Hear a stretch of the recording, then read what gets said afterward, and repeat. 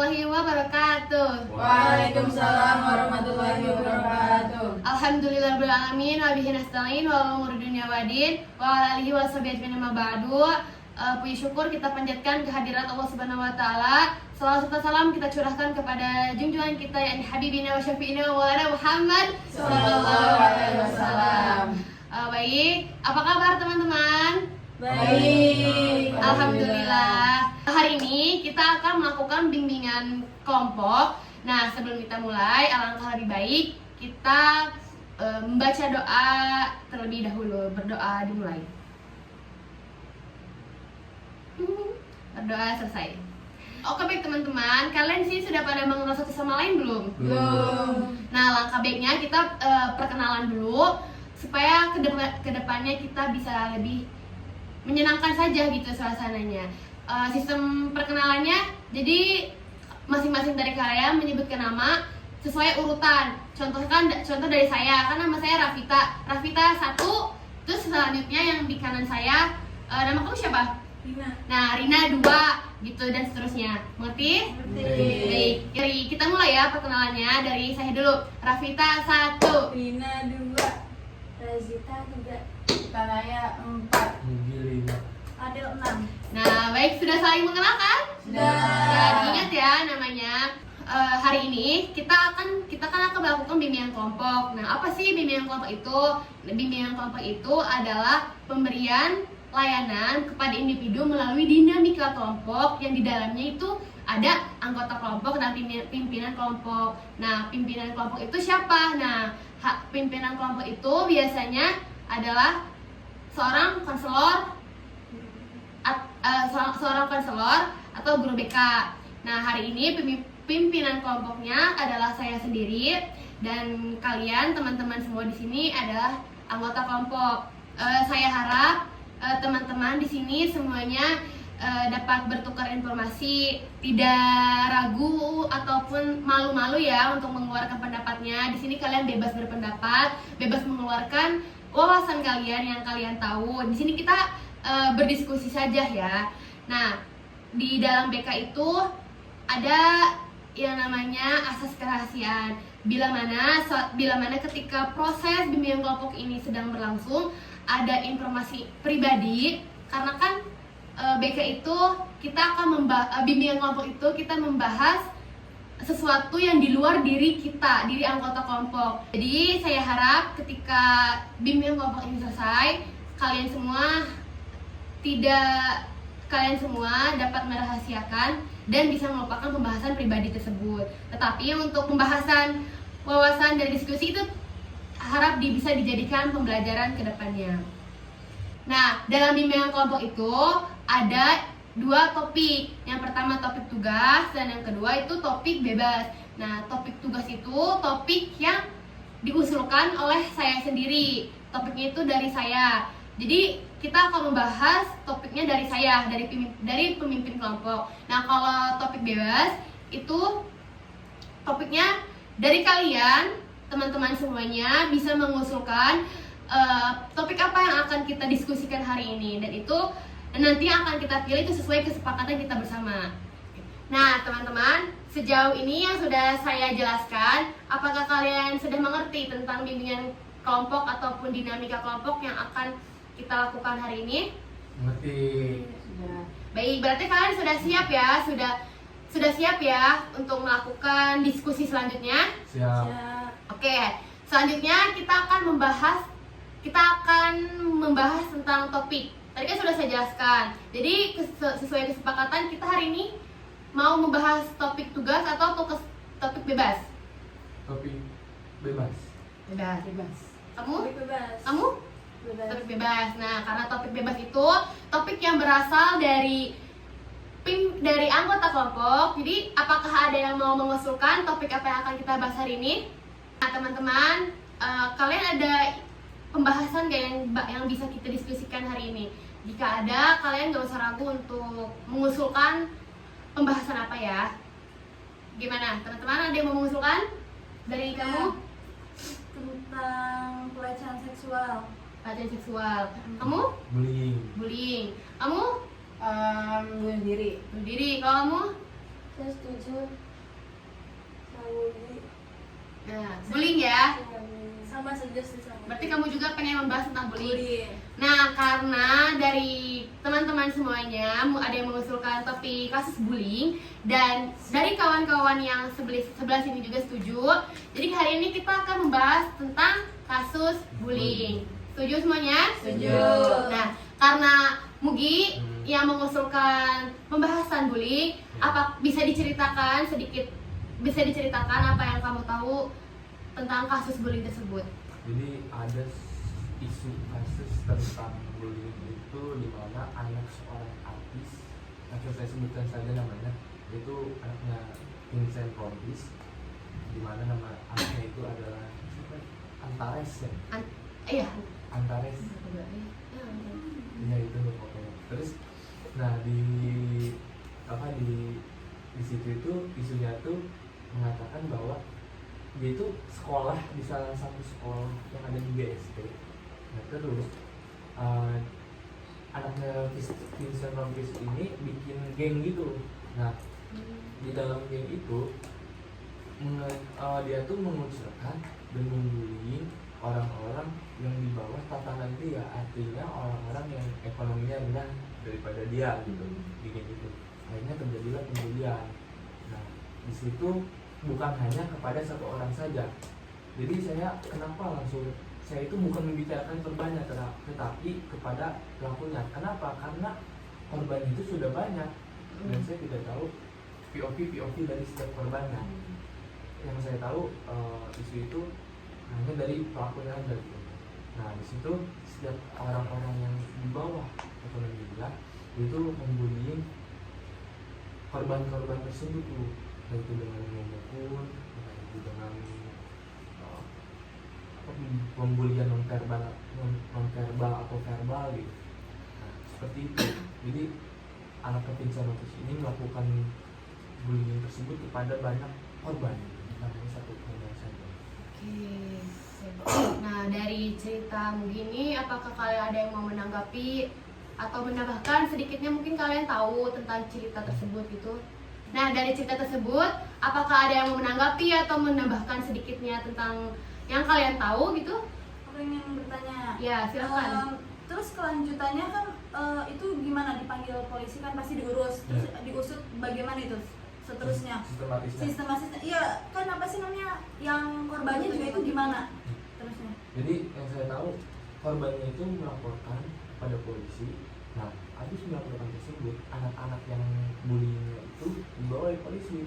Jadi langsung tindak-lanjuti dan orang tuanya, setiap orang yang membullyingnya, orang tua itu dipanggil satu-satu.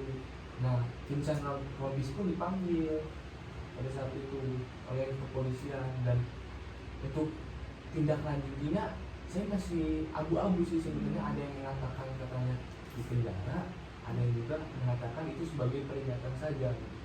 Tapi kalau dari pihak sekolahnya gimana itu? Pihak sekolahnya juga mengusut tuntas atas kasus tersebut, dan yang saya tahu dan yang saya ambil simpulannya bahwa pihak sekolah itu tidak diam saja, tapi ikut usut tuntas kasus tersebut, karena kan itu maksudnya juga udah atas nama sekolah ya, anaknya Vincent Robbins seperti itu. Tapi itu motif terkait bullyingnya tuh apa ya? Motif terkait bullying sih, kalau yang saya tahu kayaknya itu tuh hanya citra diri aja deh. Ini personal branding gitu. Karena Jagoan nih gitu. iya kayak, wah saya jagoan nih. Ya, karena dia merasa orang tuanya punya ini kali Iya, ya, apalagi banyak ke uang. game Ya, biasanya. Iya itu kan nge-game juga, jadi bukan hanya anaknya Vincent Robbins tapi banyak tuh. Iya, jadi kayak geng motor aja sih kalau misalkan memberantas orang-orang yang biasa-biasa aja, atau memberantas orang-orang yang gak bersalah gitu. Tapi bukannya apa sih, setahu saya yang dia juga pengen masuk gengnya itu bukan sih si anak itu Vincent? Iya. Ya kan? Iya, Pengen salah masuk satunya itu juga, itu mau masuk apa? gengnya gitu. Gengnya si anaknya Vincent Robbins. Terus gara-gara yang saya tahu ya ekonominya di bawah dia kurang, jadi dibully, akhirnya terjadi pembulian gitu. Jadi terjadinya bullying itu karena dia mau masuk. Iya, Mungkin salah awal-awalnya satunya itu juga ya. itu salah satunya. Banyak sih di situ tuh pembuliannya bukan hanya satu POV saja, tapi banyak banget tuh. Jadi bukan hanya si anak ini mau masuk ke geng ini, tetapi dia sendiri pun nih yang bullying itu pun ngebully orang-orang yang bersalah gitu. Berarti korbannya ada banyak ya? Iya banyak. Cuma dia doang. Nah, kalau menurut Kak Rajita gimana? Kak Anjir? Ya, saya juga itu dia pengen nyari validasi aja kan.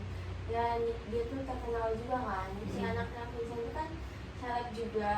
Terus dia tuh ngerasa dia punya kuasa di situ. Jadi dia berani berbuat seperti pembulian. Nah, dari cerita tersebut dapat saya tanggapi bahwa orang-orang yang memiliki privilege bagus atau privilege kaya gitu kan dari orang tuanya, tapi malah menyalahgunakan privilege tersebut kepada hal yang negatif, itu yang sangat disayangkan. Mungkin terlepas dari kasus itu, sudah banyak kasus-kasus yang terjadi di mana seorang yang value-nya lebih tinggi merendahkan value-nya yang lebih bawah. Itu sangat tidak bisa diwajarkan. Apapun privilege yang dia punya apapun privilege yang dia punya itu sangat tidak bisa dibenarkan ataupun dinormalisasikan untuk menghina atau merendahkan yang value-nya lebih di bawah dia. Itu sangat disayangkan sekali sih. Karena memang pasti sudah banyak kasus yang terjadi gitu, dan biasanya dan mirisnya ada beberapa pihak yang justru lebih berpihak kepada yang pelaku gitu daripada korban, karena kan korban di sini mungkin value-nya rendah sehingga mungkin ketika dia membela itu dia tidak mendapatkan keuntungan. Nah, itu mirisnya di situ, udah banyak banget kasus yang terjadi. Nah, bahkan lebih kejamnya lagi, korban itu trauma, terus dia punya rasa dendam sehingga dia berlanjut ke dia dewasa, dia punya rasa dendam, akhirnya dia juga melakukan hal tersebut kepada yang lainnya. Ketika dia sudah bisa untuk balas dendam, dia malah menjadi pelaku karena trauma di masa kecilnya. Dia ingin balas dendam lah kepada orang yang membulinya. Nah, itu yang sangat disalahkan karena dalam pembulian itu tidak ada pembenaran, tidak bisa diwajarkan. Walaupun kamu dulunya sebagai korban, ketika kamu sudah bisa balas dendam, kamu tuh gak bisa menjadi pelaku juga gitu. Itu makanya kalau kasus bully itu korban kasus bully itu harus dituntaskan pada saat itu juga. Kenapa? Karena takutnya itu berkelanjutan gitu kan. Karena sudah banyak juga kasus-kasus yang dimana dulunya korban tapi di kemudian hari dia menjadi pelaku karena yaitu dia pengen balas dendam. Nah, itu juga tidak bisa dibenarkan. Jadi kalau bisa sih ya, korban itu benar-benar dituntaskan dan dibereskan masalahnya pada saat itu juga, entah itu dari persoalan secara hukum, mental, psikologi dianya gitu. Pokoknya harus benar-benar diusut dan dibantu, disupport juga dari pihak korbannya gitu. Nah, dari sini apakah kalian punya kasus lain? Mungkin kasus dari pihak korbannya. Tadi kan kita membahas dari pihak pelaku. Nah, kalau teman-teman di sini ada nggak yang tahu cerita tentang dari pihak korbannya begitu? Aku. Nah, ini ada satu cerita ya, satu kasus dari pondok pesantren ini, sama masih kasus bullying juga. Cuman ini dari pihak korbannya tadi yang seperti dibilang sama PK. Ada satu anak di pondok pesantren, di sebuah pondok pesantren. Dia ini juga dia jadi korban bullying. Entah apa itu motif dari si pelakunya, cuman si anak ini sampai badannya itu biru-biru semua. Dia mungkin sering dapat bullying ya sama teman-temannya, sampai pada akhirnya satu hari dia tuh udah nggak kuat dibully sama teman-temannya. Dia telepon ke orang tuanya. Dia bilang dia minta pulang, tapi mungkin orang tuanya menanggapinya biasa aja kali ya, nggak kenapa-napa gitu. Sampai pada akhirnya itu tuh beberapa hari dari dia nelpon, orang tuanya dapat kabar kalau si anak ini, korban bullying ini, meninggal dunia. ya. Jadi dia dibully sampai meninggal dunia. Kalau yang saya tahu sih segitu aja. Mungkin teman-teman yang lain ada yang tahu juga misalnya. Nah, gimana teman-teman? Ada yang mau menambahkan ceritanya atau menanggapi begitu? Saya mau menambahkan sedikit yang saya tahu tentang namanya Bintang ya. Iya. Ya itu di pondok pesantren Jawa Timur. Jadi dia tuh sempat cerita ke orang tua bahwa dia tuh nggak betah di pondok karena dia tuh dibully gitu, sempat cerita. Cuma ternyata cerita dia ke orang tua nih sampai ke telinga orang yang ngebully gitu. Soalnya salah satu gitu ya? sini ngadu nih gitu tuh. Oh iya, mungkin pas lagi nelponnya ya. Iya, itu sekitar tanggal 19 Februari dia cerita kalau dia minta pulang itu. Tapi sampai ketahuan sama pelaku nih, soalnya salah satu kan ada 4 pelaku. Nah, salah satu pelaku itu kakak sepupu dia. Oh. Iya, jadi kemudian si kakak sepupunya nggak terima gitu loh, si anak ini cerita yang aneh-aneh tentang dia ke orang tuanya. Akhirnya dia sama dua temannya, enggak gini, awalnya dia sama temannya nih sendiri kayak minta klarifikasi gitu, maksudnya apaan nih gitu, lu ngomong yang aneh-aneh gitu lah bahasanya. Terus dia nih jawaban dari si Bintang nih ngebuat pelaku tuh kesel, akhirnya si kakak sepupu ini nganiaya Bintang. Kemudian datang lagi dua temennya ini bukan yang ngebantuin Bintang tapi malah ikutan ngeroyokin gitu. Dan itu hidungnya Bintang itu patah, dadanya juga bolong katanya ngebelah gitu. Terus kakinya disundukin rokok, Sundutin rokok. Iya, disundutin rokok di kakinya, terus telinganya juga. Jadi itu tuh bener-bener penganiayaan yang gimana ya? Dia sendiri loh gitu, tapi dia lawan kakak seniornya berempat. Dan itu pun jadi sebelum orang tuanya ngejemput, pihak pesantren yang ngepulangin Bintang dalam keadaan meninggal, dan itu pun dalam kain kafannya selalu ngerembes gitu darah. Oh, karena dadanya bolong itu ya? Iya. Astagfirullahaladzim. Iya. Nah, dari cerita tersebut, gimana? Apakah ada tanggapan? Izin menanggapi ya terkait pembelian yang ada di pondok pesantren. Menurut saya itu tuh ada peran orang tua di situ tuh harus ada gitu ya. Orang tua harus lebih peka terhadap anaknya. Dari awal kan si Bintang ini mau minta pulang kan karena dia mau udah nggak betah dan ada sesuatu gitu kan. Tapi orang tua ini dari orang tuanya nih kayak nanti dulu ditahan-tahan gitu kan. Menurut saya kayak gak ada salahnya loh kita untuk menanyakan hal-hal yang maksudnya membuat anak ini terbuka sama kita. Terus ya ketika anak nggak nyaman kita nggak perlu maksa juga di situ. Orang tua juga menurutnya salah. Terus udah pasti pelakunya lebih salah ya, maksudnya kayak itu dia udah masuk ke kriminal, udah pembulian dan sebagainya. Terus si Bintangnya juga sebagai korban mungkin nggak berani speak up, itu juga menurut saya dia di situ salah gitu. Walaupun ya dia juga pasti dia takut gitu kan, karena dia pasti diancem-ancem gitu kan. Tapi kalau misalkan dia berani speak up atau mungkin dari awalnya udah cerita minimal ke pimpinan kalau pondok tuh pengasuh ya, pengasuhannya gitu ya. Mungkin itu bisa ada penanganan terlebih dahulu gitu, penanganan pertamanya. Baik, terima kasih Rajita. Ada yang mau menanggapi? Saya setuju sih sama Razita. Terus untuk pengurus pondoknya ya, mungkin ada beberapa kayak ustadz atau mudabbirnya lah itu sebenarnya harus lebih mendekatkan diri ke santri-santrinya, karena biasanya kalau yang saya tahu ada di beberapa tempat yang ustadz atau pengurusnya itu kayak acuh sama santri, jadi nggak mau tahu tentang santrinya, jadi cuma dia menjalankan kewajiban dia sebagai pengajar atau sebagai pengurus yang biasa aja, tapi nggak mau merangkul santri-santrinya. Jadi santrinya juga mungkin mau cerita ke pengurusnya atau ustadznya sungkan kali ya, karena kan nggak deket. Terus mungkin dia pernah cerita ke pengurusnya tapi cerita ke pengurus tentang dia dibully, tapi sama pengurusnya itu nggak ditanggapi gitu. Oh, dari Adel gimana? Kalau dari saya sih benar kata Razita, emang harus peka dari orang tuanya juga, dari pengurusnya juga emang harus kayaknya emang di pondokan kayaknya cuma bukan itu doang gitu kasusnya. Emang kayaknya setiap pondok bukan setiap pondokan, banyak lah pondokan yang banyak kasus kayak begitu.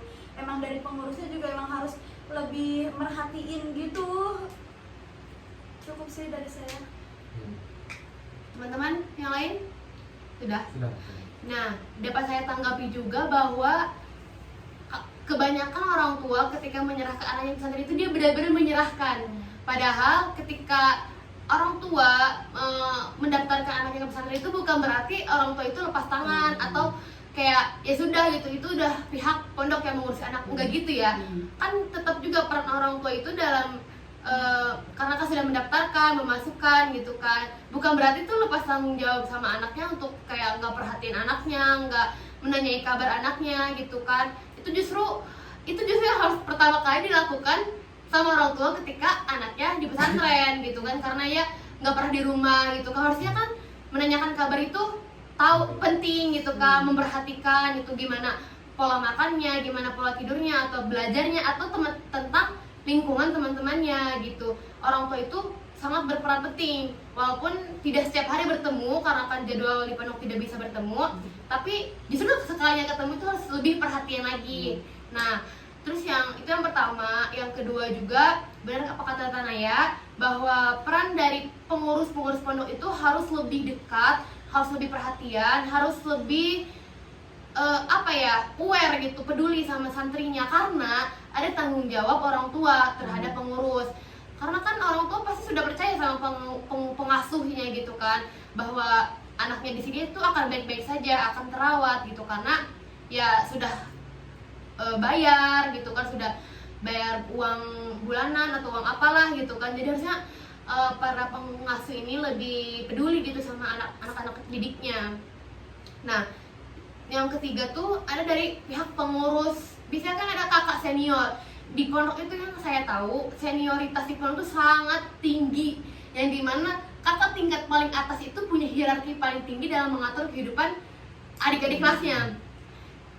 Dari pengalaman saya juga dulu pernah mondok itu seperti itu. Jadi kakak tingkat yang paling tinggi itu dia yang paling berpengaruh gitu, sehingga dia bebas melakukan apapun. Nah, itu yang salah, senioritas di pondok itu memang sulit dihapuskan, tapi setidaknya kita bisa lebih peduli aja gitu, lebih merangkul adik-adik kita, bukannya malah melakukan hal-hal yang tidak boleh dilakukan seperti bullying. Karena bullying itu kasus bullying itu dampaknya nggak hanya pada korban, tapi pada keluarga dan orang sekitar, dan bahkan keluarga pelaku juga itu bisa menjadi imbas dari kasus ini.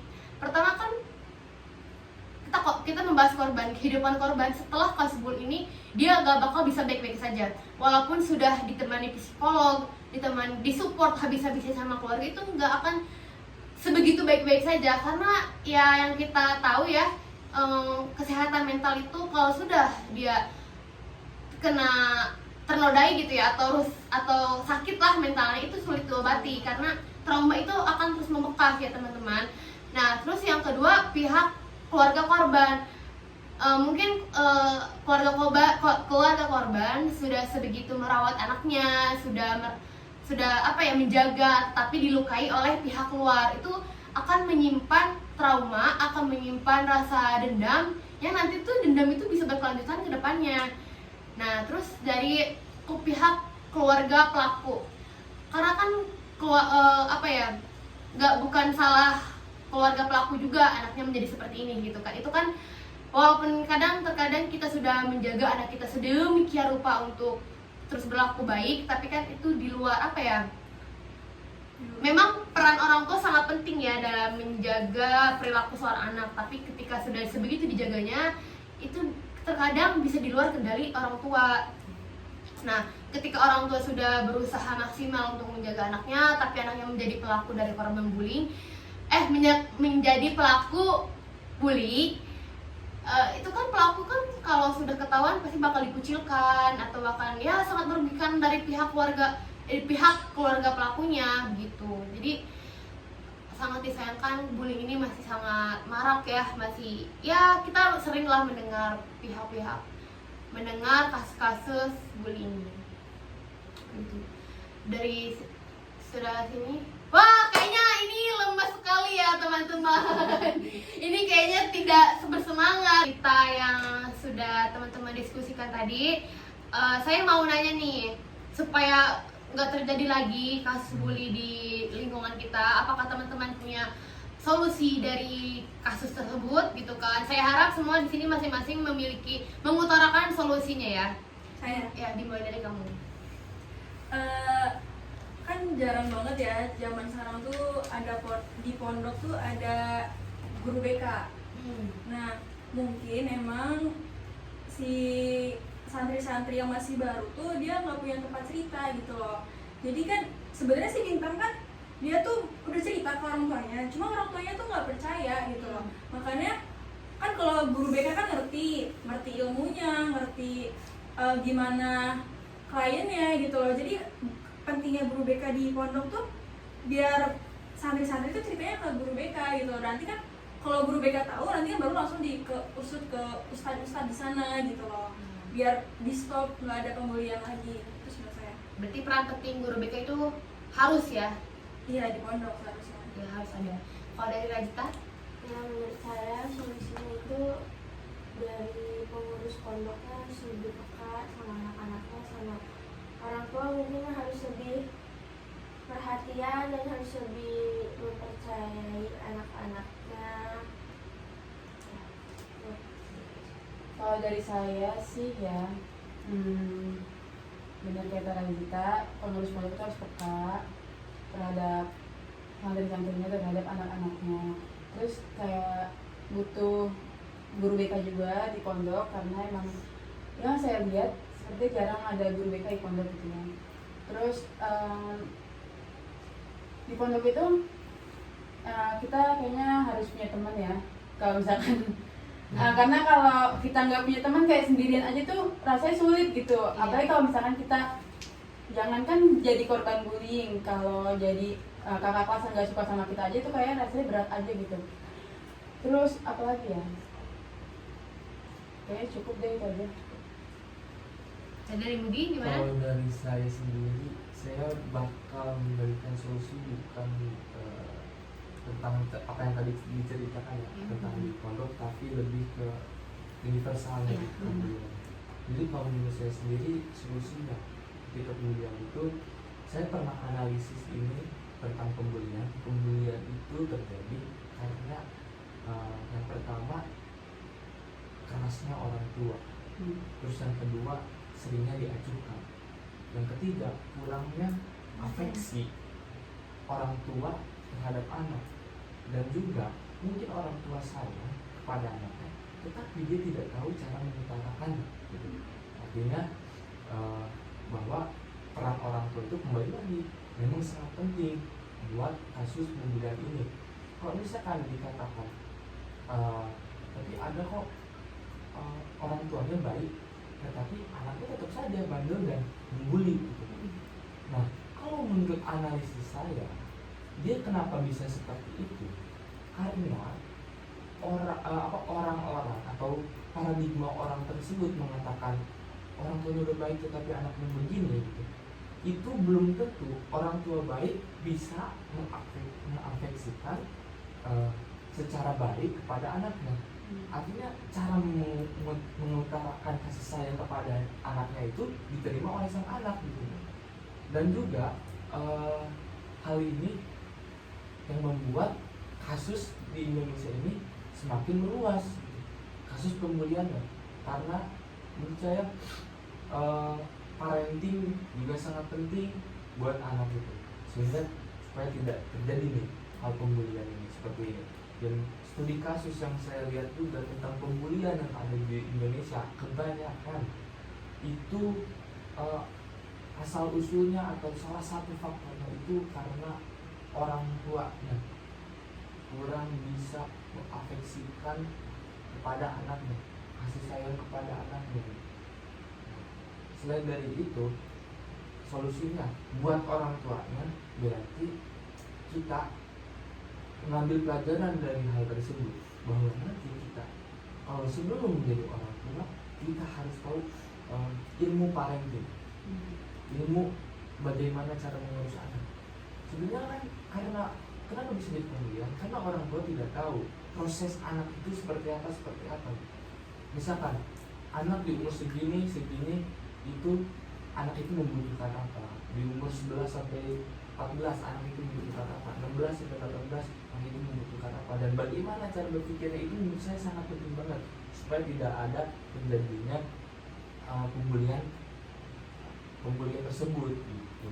Jadi emang orang tua itu memang sangat penting, bisa dibilang fondasi buat anak tersebut gitu. Kenapa bisa jadi pembulian. Terus ada lagi kalau misalkan sebenarnya menurut saya memberikan anak ke pondok itu bukan salah satu solusi supaya anaknya lebih baik dan tidak membuli gitu kan. Justru malah yang ada jadi kasusnya begini kan. Iya, yang ada malah nanti dianya sendiri jadi wabah buat teman-temannya. Artinya nanti dia menghasut nih, ayo kita kita bully dia. Nah, akhirnya mengakibatkan seperti itu. Kembali lagi karena apa? Karena orang tua itu tidak bisa menganalisis anak. Nah, menurut saya sendiri, berarti solusinya ada 3. Yang pertama, kurang kasih sayang orang tua, berarti harus lebih tahu lagi cara mengutarakan kasih sayang. Terus yang kedua, orang tua harus pandai mengafeksikan diri kepada anak. Terus yang ketiga, ilmu parenting. Yang keempat, harus analisis terhadap anaknya membutuhkan apa, itu harus dianalisis. Jadi seperti itu kalau menurut saya. Terima kasih. Kalau dari Adel? Saya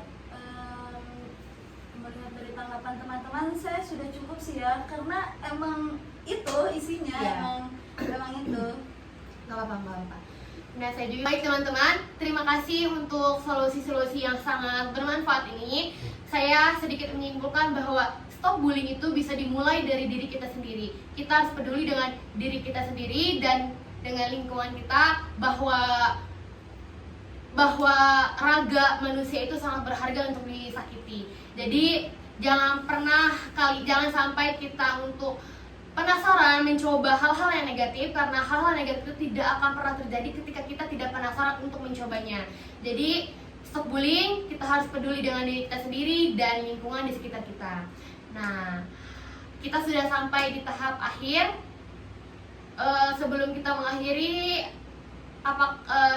teman-teman, akhirnya kita sudah sampai di tahap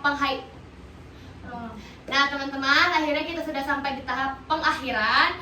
Sebelum kita mengakhiri kegiatan bimbingan kelompok ini, saya ingin menanyakan kepada teman-teman semuanya tentang pesan dan kesan dari kegiatan ini.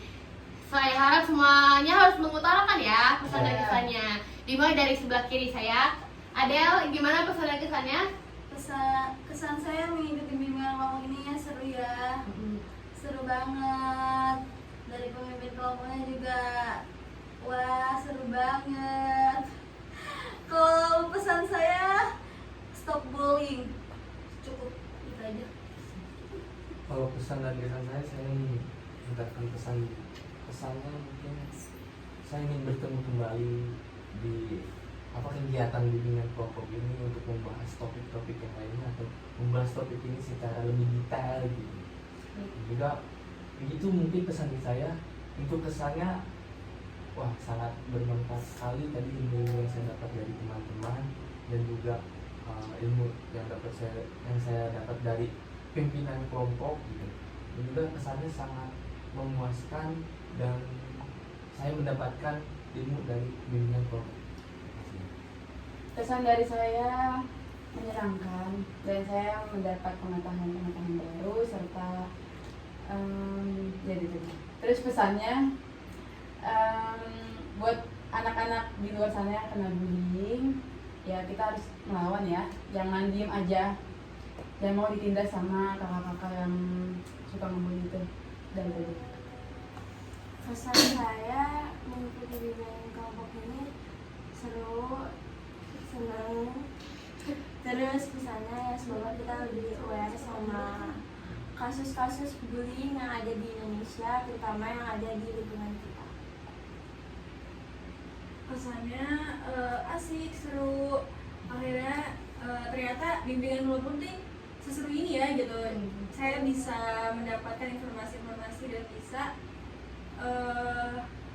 tahu gitu loh dari solusi-solusi yang masalah-masalah yang pernah ada gitu. Pesannya sebullying. Nah, saya juga sangat senang ya bisa kenal dengan teman-teman, dan saya sangat bersyukur kalau misalnya teman-teman juga senang mengikuti kegiatan ini. Saya harap kita semua bisa bertemu di lain waktu untuk melakukan kegiatan ini. Nah, sebelum saya mengakhiri kegiatan ini, saya ingin kita semua melakukan jargon stop bullying begini. Siap. Indonesia stop bullying. Oke. Gitu. Siap. Ya, Oke. teman-teman, karena stop bullying ini harus disuarakan supaya korban itu tidak merasa sendiri. Ya. Kita mulai ya. Indonesia stop bullying. Jadi, terima kasih teman-teman untuk yang sudah meluangkan waktunya hari ini. Saya tutup. Kurang lebihnya mohon maaf. Wassalamualaikum warahmatullahi wabarakatuh. Waalaikumsalam warahmatullahi wabarakatuh.